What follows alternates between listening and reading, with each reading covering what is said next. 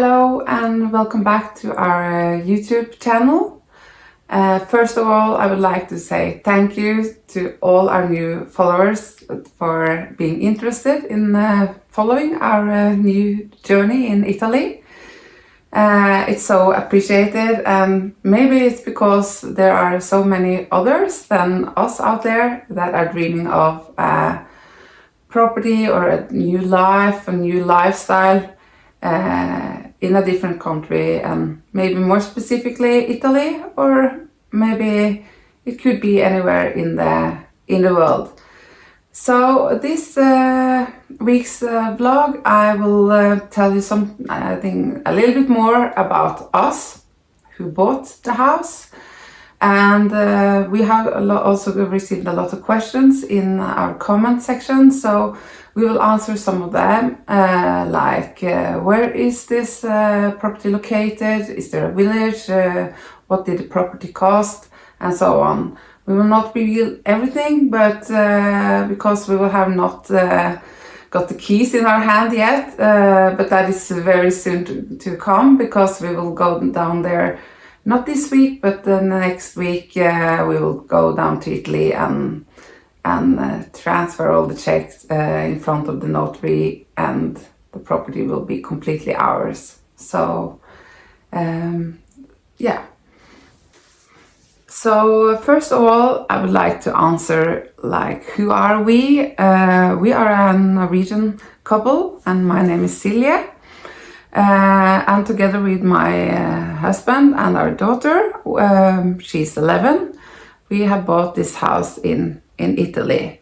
We are in Norway. We're living on a homestead 1 hour south of Oslo, where we have a few horses and some hens, but and we have like really normal jobs. So I'm a researcher, and today I'm working as a teacher, and my husband, he's a building operator.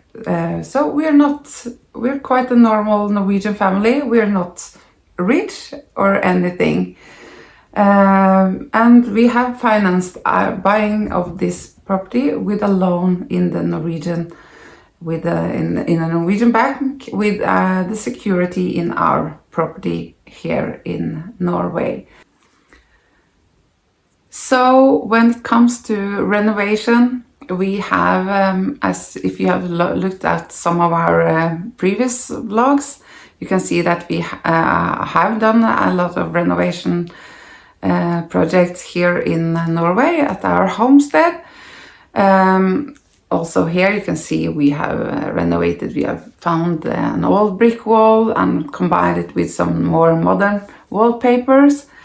So I think also in the house in Italy we will combine the historic details and the Italian atmosphere with some more modern and convenient aspects of interior details as well. However, our main goal will be to keep it cozy, keep it warm, keep it relaxing.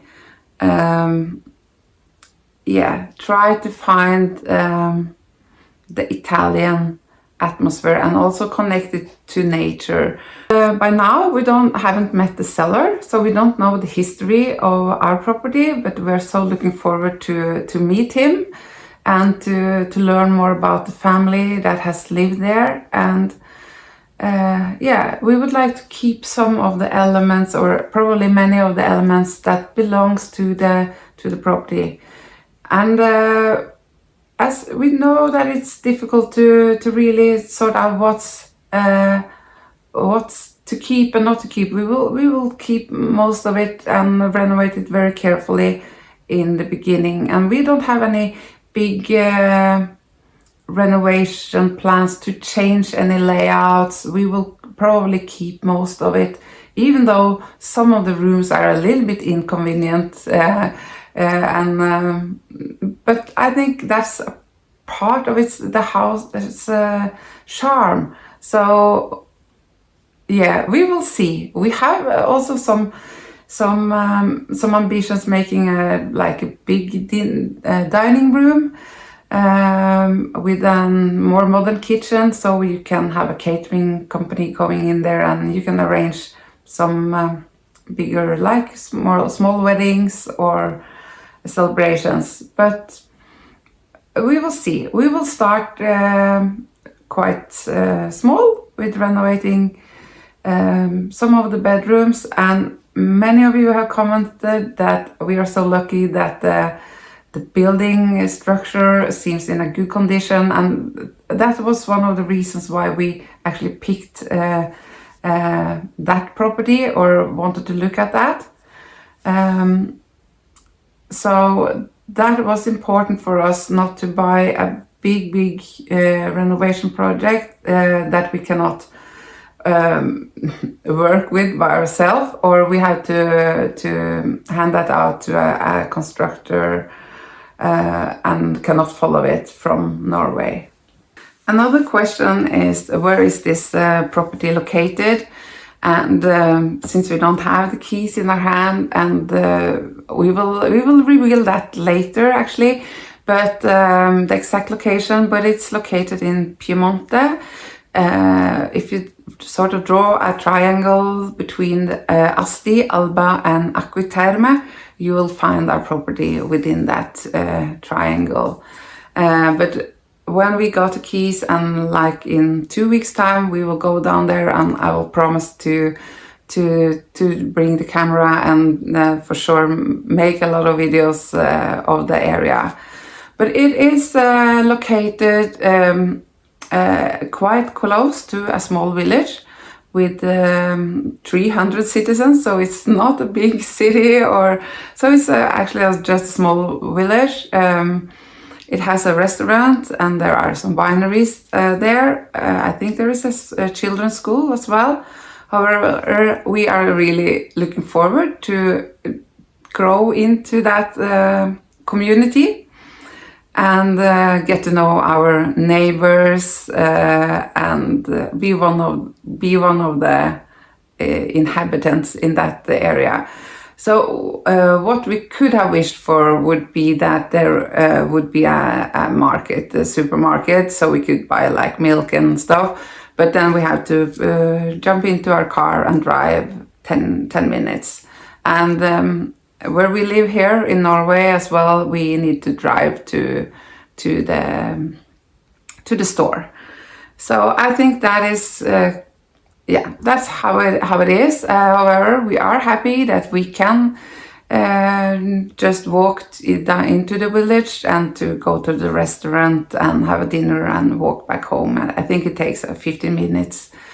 And also lucky for us, our nearest neighbor is a big winery, so it takes like a few minutes to walk there. So that will be something we hope that we can invite our guests in our future Airbnb or future bed and breakfast. So I'm so looking forward to invite you to come and have a stay in our bed and breakfast and feel the atmosphere and get to know this village. So a little bit fun fact about our buying process is that I found this property on a big real estate site or a real estate page, and I contacted, sent an inquiry like that we would, a few weeks before we went to Italy, that we would like to go and look at this property. And I didn't got any answer, I thought. What happened was that it ended up in my spam email.